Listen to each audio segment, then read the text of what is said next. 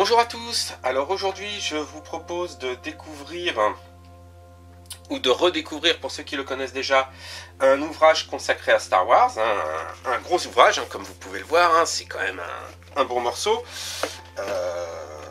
presque aussi gros que le dernier ouvrage que je vous avais présenté donc sur les plans de décor de Star Wars. Ce livre-là, c'est le Star Wars, le livre culte, 30 ans de passion, écrit par Steve Sansweet et Peter Villemure. Steve Sansweet, les fans de Star Wars le connaissent bien puisque c'est le plus gros collectionneur d'objets ayant trait à Star Wars. Il est connu puisqu'il est même dans le livre des records comme le plus gros collectionneur. Il a intégré même la Lucasfilm à une époque puisqu'il était chargé des relations entre les fans et la Lucasfilm. Il s'occupait des conventions et autres. J'ai eu l'occasion de le rencontrer à Paris lors de Star Wars Réunion. Et c'est quelqu'un de très sympathique et de très disponible. Puisqu'il m'a même dédicacé un autre ouvrage que je vous ai présenté donc, sur l'ensemble des figurines Star Wars. Concernant ce livre, c'est un bon gros bouquin qui est dans un fourreau rigide.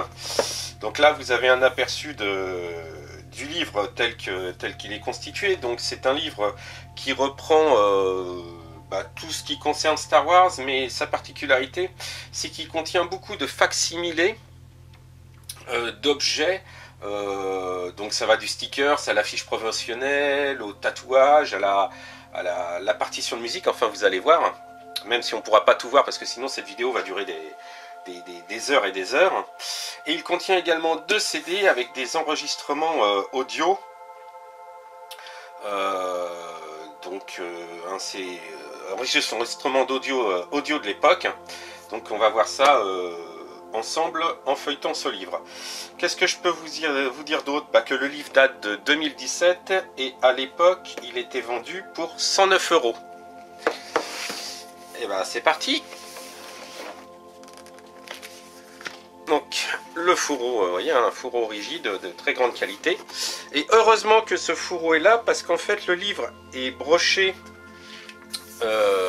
sur le côté, donc c'est une tranche brochée.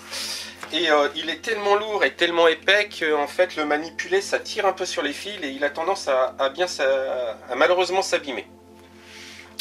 Alors concernant le livre, la couverture ici reprend bon nombre d'illustrations de Star Wars de toutes les époques, donc sur fond noir. Ici on peut voir, je ne sais pas si vous voyez bien à l'écran parce que ça ressort peut-être pas énormément, mais ici c'est l'illustration, l'affiche qui avait été faite pour présenter le film avant même que l'affiche définitive soit faite. Ici vous avez le logo de la 501st, la 501. Et ici un texte consacré, écrit par Steve Sansweet, directement, dédié aux lecteurs français. Voilà, chers lecteurs français. Alors, on va essayer de vous présenter ça. Donc, dans cette couverture-là, donc les 2 CD. Alors, qui contiennent pour le CD numéro 1 des interviews de Carrie Fisher, Harrison Ford, Mark Hamill, Alec Guinness, une piste de 77 qui parle du film alors qu'il n'était pas encore sorti, des publicités, de 79 la publicité pour la ressortie du film, des tas de John Williams, une interview de John Williams, Carrie Fisher, qui chante, la chanson de Carrie Fisher lors du Star Wars Holiday Special. Sur le CD numéro 2, la bande sonore de l'attraction du Star Tour, l'extrait du commentaire audio de Magic of the Myth dit par James Earl Jones, qui était donc l'exposition des costumes et maquettes Star Wars. Un question-réponse datant de 2005 de George Lucas, Célébration 3, Samuel Jackson qui parle de l'attaque des clones, et d'autres interviews. Et comme c'est en VO, vous avez ici les traductions dans un petit livret pour ceux qui ne sont pas bilingues ou qui ont du mal avec l'accent américain comme moi. Donc voilà comment se présente le livre. Alors on ne pourra pas tout voir, hein, parce que la caméra n'est pas assez grande. Vous voyez, j'ai un peu de mal à centrer, mais on va essayer de survoler ce livre. Donc là, des illustrations, une brochure Star Wars et son étui.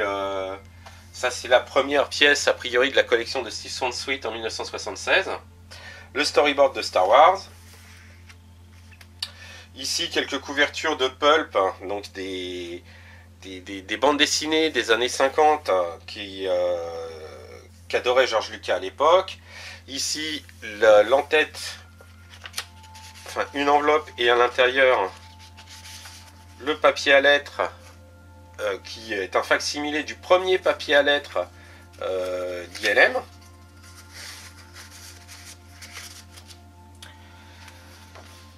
Quelques photos illustrant la façon dont Star Wars va être fait. Ici, vous avez un dessin. Alors, je suis obligé de me reporter ici parce que c'est tellement riche que je ne connais pas tout par cœur. Donc ici, c'est la première illustration. Alors oui, voilà la première illustration donc, de Star Wars avec Han Solo et Leia. Ici, Dark Vador et Luke dans une scène un peu violente parce qu'on voit que Dark Vador arrache le bras de Luke. Ici, alors, hop, ça c'est une photo d'une bobine d'American Graffiti qui est la bobine R2 Dialogue 2. L'origine, semble-t-il, du nom de notre droïde favori. Des illustrations de Ralph McQuarrie. Alors ici, hop, mais je vais pas pouvoir tout faire, mais c'est vrai que c'est tellement riche, j'ai envie de tout vous montrer. Donc ici, je vous avais présenté ce plan-là sur l'autre livre consacré au plan de Star Wars. Je vous mets le lien dans la description ou ici, elle s'affiche à l'écran. Donc là, ici, c'est de nouveau ce facsimilé donc de l'appareil de Luke sur Tatooine que l'on voit dans le final de l'édition spéciale survolé Mos Eisley. Hop. Donc là, quelques photos de tournage, le texte défilant, puisque c'était pas fait par ordinateur à l'époque, c'était une caméra qui passait par-dessus. Les pièces du jeu d'échecs. Pardon. Là, c'est une séquence d'entraînement de combat. Alors là, on commence à voir les objets de collection. Ici, un facsimilé des photos de tournage qui étaient envoyées dans les cinémas.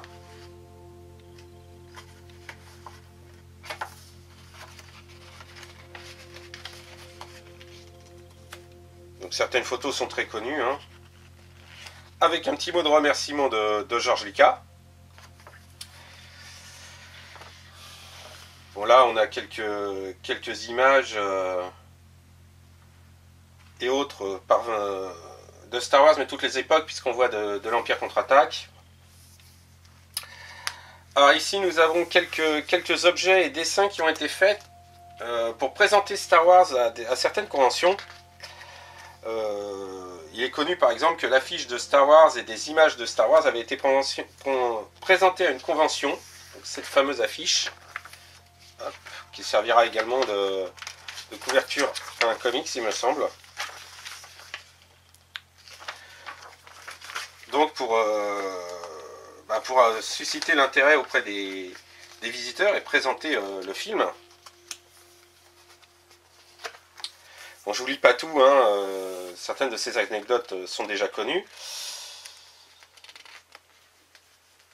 Bon, là, des drapeaux, des cartes qui datent des différentes conventions. Alors à l'époque, ça valait rien, une signature de Mark Hamill, de Carrie Fisher. Encore une affiche teaser.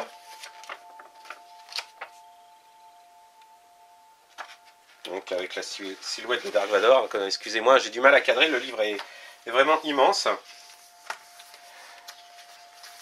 Il y en a partout, hein. Il y en a sur toutes les pages.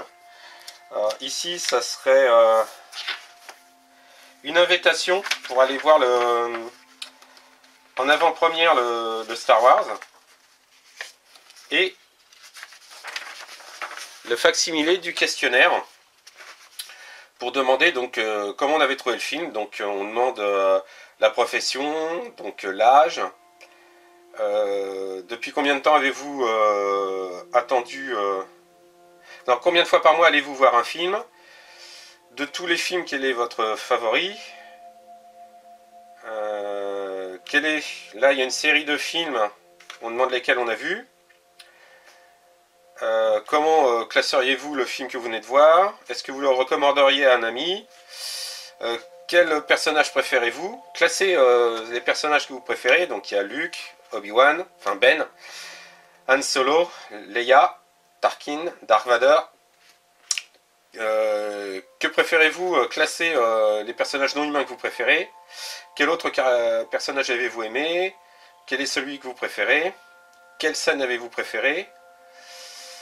Ouais, il y a toute une série de questions donc qui servaient auprès du public pour savoir ce qu'ils préféraient ou n'aimaient pas dans le film.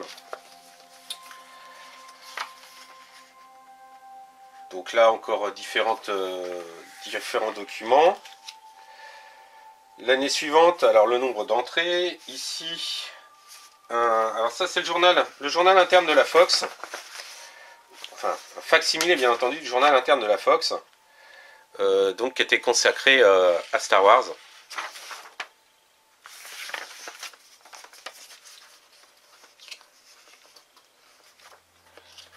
Hop là. Quelques couvertures de magazines d'époque, donc le fameux Mad.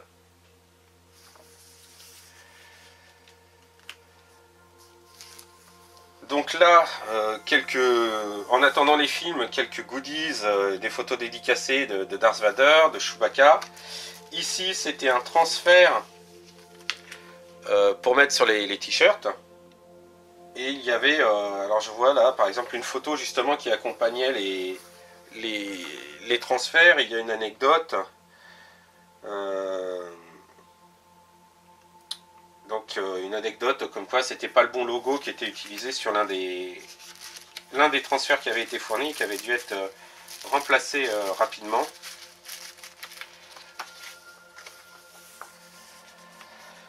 Alors là, le début des produits dérivés, avec quelques prototypes ici. Là, la fameuse boîte vide, qu'il faut quand même reconnaître, alors elle est là, c'est celle-là, quand même reconnaître qu'ils ont réussi à vendre pour Noël une boîte vide ne contenant aucune figurine, parce que Kenner n'avait pas eu à l'époque le temps de les faire. Encore quelques objets promotionnels, donc les figurines avec les fameux tri-logos, donc français, anglais et italien il me semble. Bon, ça c'est du Retour du Jedi, ça c'est un faucon Millennium en carton avec Kinder, avec les personnages hippopotame Star Wars que je possède, enfin je possède les personnages. Ici, alors, les gens qui ont mon âge connaissent bien, ce sont des transferts à sec. Donc les transferts à sec, c'est ce qu'on retrouve actuellement dans les Gundam. Donc ce sont des planches où on place le transfert à un endroit, on gratte, et le dessin se transfère de la partie transparente ici sur le support qui a été choisi. Donc généralement vous aviez une planche avec des personnages, bon là Star Wars, qui a été fourni, et avec, vous aviez donc un décor où placer vos personnages. Donc avec un petit coloriage, ici on vous explique comment l'utiliser. Donc ça faisait partie des produits dérivés fournis à l'époque. Alors là, quelques affiches de films à l'international, dont un Vador à tête de puma, une affiche russe. Je m'explique pas trop, mais bon. Les musiques. Donc ici, un catalogue d'un concert de musique de films de science-fiction, puisqu'il y avait le thème de 2001, John Williams, il y avait Rencontre du troisième type, Star Wars, et la Symphonie des planètes de Gustav Holst. Donc ici, c'était donc un fac-similé du programme de concert de l'époque. Quelques affiches des concerts organisés. Une photo de la séance d'enregistrement. Ici, un fac-similé de la partition. Alors, je crois que c'est le main title.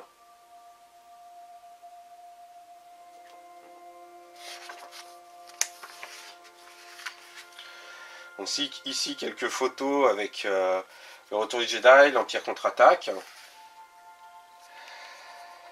Alors, ici, les objets promotionnels alimentaires.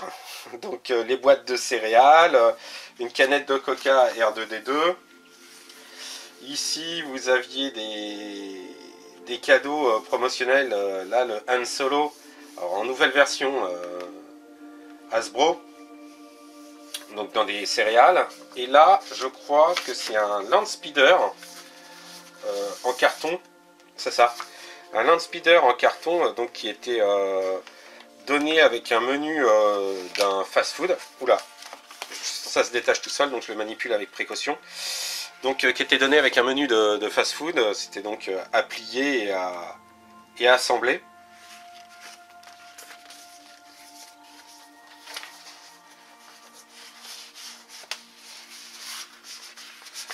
Donc c'est marrant, ça, tous ces fac-similés, bon pour les collectionneurs ce ne sont que des copies, mais je trouve ça très sympa de voir ce qui a été fait.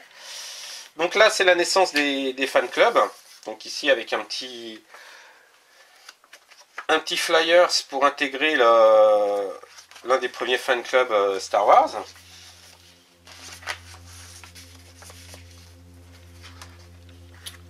Alors ici nous avons quelques photos d'articles textiles, la casquette Yoda avec les oreilles, la boucle de ceinture May Force Be With You, un caleçon Star Wars très kitsch, hein, bleu.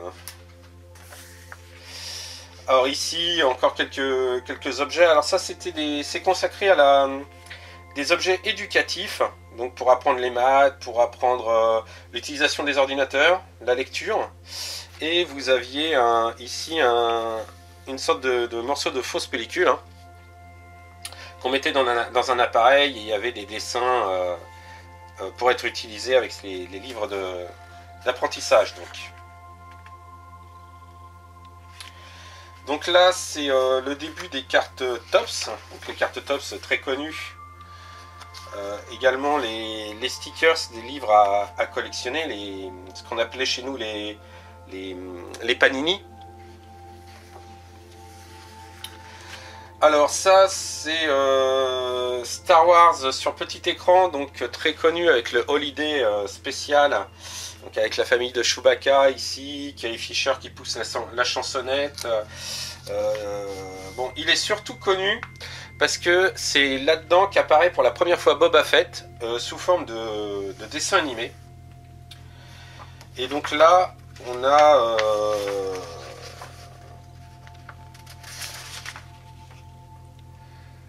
un extrait des dialogues donc d'une séquence du Star Wars Holiday spécial.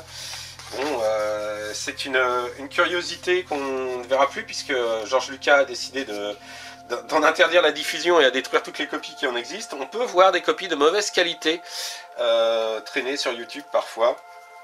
Bill Murray faisait partie de ça, là il chante une chanson, je ne l'ai pas vu. Hein. Bon, j'ai essayé d'accélérer un peu, donc là maintenant c'est consacré à l'Empire contre-attaque, ici la fac-similé de la première page, enfin des premières pages, écrites par George Lucas sur le scénario. Donc des illustrations de Ralph McQuarrie, le storyboard. Alors ici, une double page consacrée aux marionnettes. Donc ici vous avez Yoda, ici vous avez la démarche décomposée du Tauntaun. Et différents différents programmes et réglages pour construire les scènes pour Yoda. Ici une matte painting, donc un fond peint pour les séquences sur Hoth. Ici, il me semble que c'est les notes pour pouvoir justement filmer la démarche du Tauntaun.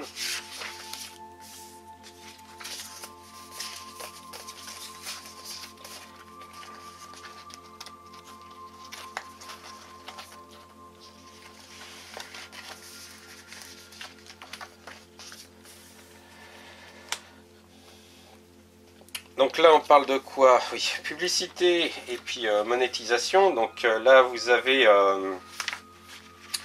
une double page pour annoncer la sortie de l'Empire contre-attaque et la ressortie de la guerre des étoiles. Plus évidemment le lot de produits dérivés, ça ce sont des boîtes de mouchoirs en papier. Donc ici qu'est-ce qu'on a?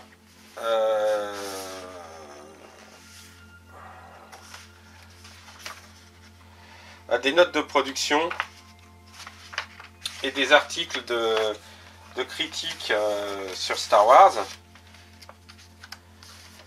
George Lucas, là, ça doit être sur le tournage de l'épisode 1.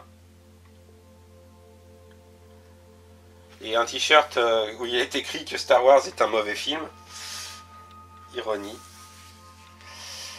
Donc là, bien sûr, Star Wars, comme toutes les séries à succès, a donné lieu à une bande dessinée, sachant que la bande dessinée avait également servi à entretenir l'engouement pour Star Wars entre la sortie de New Hope et Empire contre-attaque. Et les scénaristes étaient bien embêtés parce qu'ils ne pouvaient pas faire tout et n'importe quoi, dans le sens où ils savaient qu'un autre film allait être fait après, mais ne savaient rien de l'histoire du film et devaient quand même faire des histoires qui étaient éditées aux éditions Marvel dans Titan, si je me souviens bien, en tout cas en France.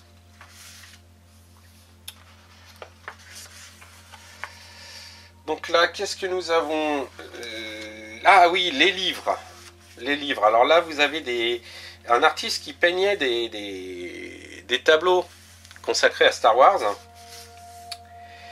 Et ces peintures ont servi de couverture pour un ensemble de romans Star Wars édités en France dans la collection Pocket.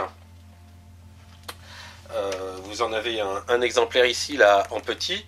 Sinon, je peux vous en montrer. Alors, attendez. Hop là. Voilà. Donc, voilà un exemplaire de ces livres-là. Hein. J'en possède énormément. Hein. Donc vous aviez donc le livre qui se présentait comme ça, avec les premières lignes du roman ici, l'illustration donc par cet artiste, et quand vous ouvriez le livre, en première page, vous aviez l'illustration en entière, et après bah, vous aviez le roman. Voilà, donc ici vous avez un facsimilé de 3 de ces illustrations, et plein d'autres personnages. Ici, vous aviez la main de l'empereur, donc Mara Jade. Ici, une photo de Mara Jade qui était incarnée par Shannon McRandall, si je me souviens bien, que j'ai rencontré, j'ai une dédicace d'ailleurs, qui a donc servi de modèle pour une photographie live de Mara Jade pour des cartes à collectionner. Donc là, le début de tout ce qui concerne le retour du Jedi. Donc avec ici, il y a des... Si j'arrive à le sortir, parce que depuis que je le lis, j'ai jamais trop bougé. Donc des autocollants consacrés au retour du Jedi.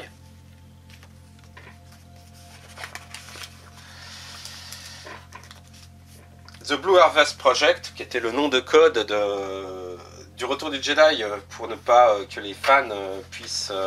se rendre sur les lieux de tournage. Alors ici, qu'est-ce que c'est? Ah, c'est un petit papier avec le plan du village Ewoks à la fin du film, du retour du Jedi. Et donc, pour décrire la scène, finale avec la danse. Alors dans l'édition originale, hein, je ne parle pas de l'édition spéciale. Quelques photos de tournage. Donc ici, les prises de vue réelles sur les speeders. Le storyboard. Et ici, la maquette avec la poupée de représentant Mark Hamill. Voilà, quand je vous disais, là, le livre s'abîme. Vous voyez, là, on est au milieu du livre et il est complètement écarté. Alors, Star Wars autour du monde. Et en particulier au Japon. Avec cette affiche Star Wars à la sauce nippone.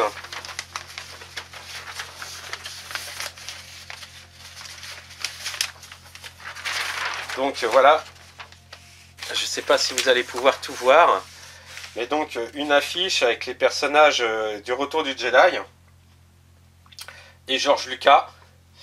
Et en fait, c'est simplement une pub pour une caméra. Voilà.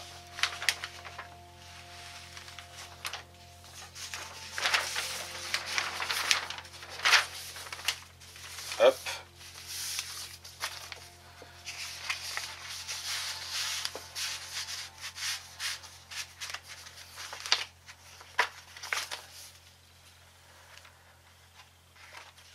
Là, comment ça s'appelle? Une boîte pour ranger les capsules de Coca-Cola. Un réfrigérateur pour boissons R2D2. Donc ça, ce sont différents événements liés à Star Wars. Donc un Holiday on Ice, donc spectacle sur patin à glace tiré de la série animée Les Ewoks. Là, un facsimilé d'entrée, ticket d'entrée pour un cirque ayant pour thème Star Wars.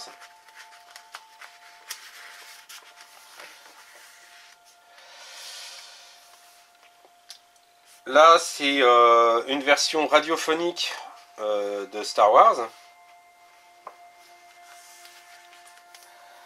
Les versions animées, donc avec ici un cellulo de R2D2 et C3PO pour la série Droid. Ici, les personnages de la série... comment ça s'appelle? Excusez-moi. Les Ewoks. Et ici, donc, pour ceux qui ne l'ont jamais vu, c'est Boba Fett tel qu'il apparaît pour la première fois dans un animé, donc avec R2D2 et C3PO, donc dans l'animé que l'on voit dans le Star Wars Holiday Special.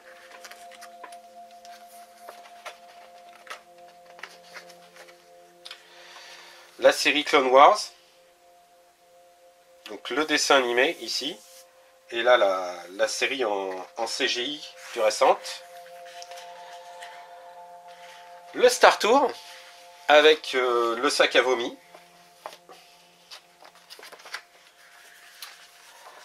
Alors, les affiches qui agrémentent le parcours d'attente du Star Tour avec Bespin, Endor, Naboo, la version japonaise.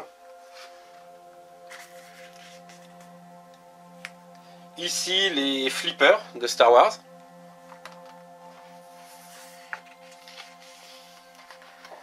Les expositions avec donc la publicité pour l'Art of Star Wars, donc aux États-Unis.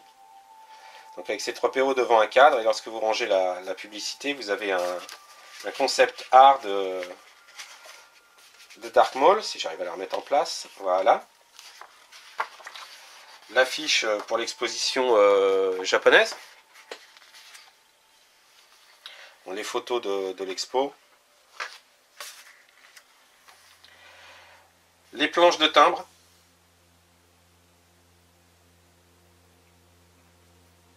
Ici, alors là c'est un peu spécial, ce sont des timbres mais qui étaient utilisés en local, dans une ville. Ça n'était pas l'échelon national aux États-Unis.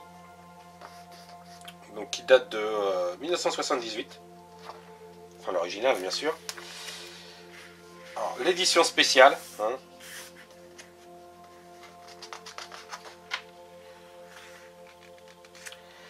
Alors ici, la 501st, avec des tickets qui étaient disponibles à donc Célébration 3, il me semble. Et ici, une photo de groupe qui est très connue, la Célébration 3 de la 501st.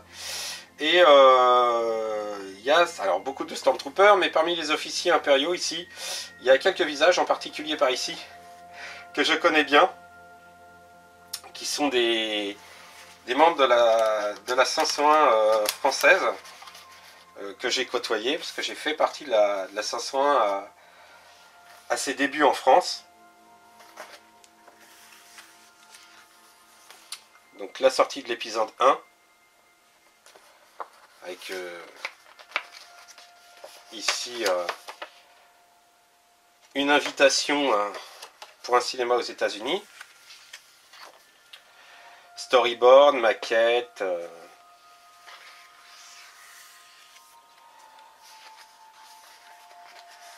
le pass de Steve Sansweet à l'époque de l'épisode 2.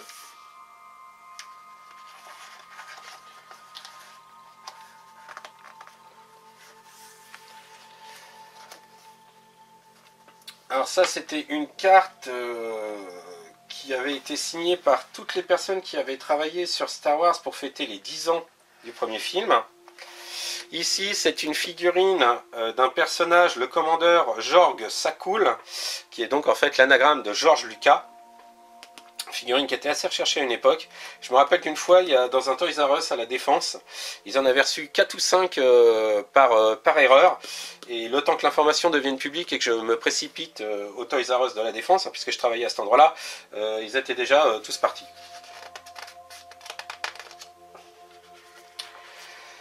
Donc l'attaque des clones, avec ici un tatouage éphémère, donc représentant tous les Jedi. Alors ça c'est le facsimilé, mais je possède l'original. Il est quelque part dans mes archives. Je l'avais eu lorsque j'avais participé à l'attaque des clones au Grand Rex. Donc événement organisé par les fans pour la sortie de l'épisode 2. Donc ça c'est une double page consacrée aux fan films, donc les films faits par les fans. Et donc une sorte de cérémonie des Oscars consacrée aux fan films Star Wars avait été organisée plusieurs fois. Et donc ça c'était l'affiche de l'édition 2005.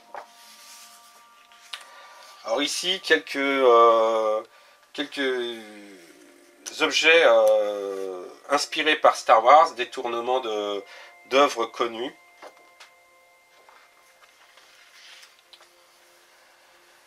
Ici, c'est une double page consacrée à l'épisode 3. Donc avec ici, on pouvait voir les 6 films. Et donc à chaque coup qu'on voyait un film, un petit autocollant était apposé à côté du film que l'on avait vu. Donc ici, les photos de tournage. Ici, des détournements de Star Wars par rapport à l'actualité. Bon, beaucoup de dessins satiriques. Donc, des coupures de presse.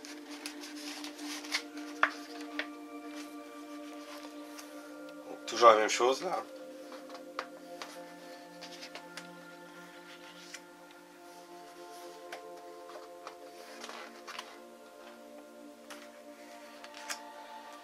Et donc ça c'était pour les 30 ans de Star Wars, avec le petit logo qui était consacré aux 30 ans, les célébrations 4. Et voilà pour ce livre qui était très complet. Donc je vous remercie, j'espère que cette présentation vous a plu, n'a pas été trop ennuyeuse. Hein. Présenter un livre par vidéo, c'est jamais très facile, le cadrage, surtout que, comme je vous l'ai dit, c'est quand même un bel objet. Si vous possédez ce livre, bah, n'hésitez pas à me faire part de vos impressions et de ce que vous en pensez dans la section commentaires. Si vous ne le possédez pas, bah, vous pouvez aussi me donner votre avis sur cette présentation. Il n'y a pas grand chose à dire de plus. Bon, un petit peu en retard par rapport au 4 mai, mais avec mon nouveau calendrier de présentation de vidéos, j'ai fait au plus vite pour marquer le coup. En tout cas, je vous remercie d'avoir suivi cette vidéo. Je vous donne rendez-vous très prochainement pour un autre sujet. Au revoir!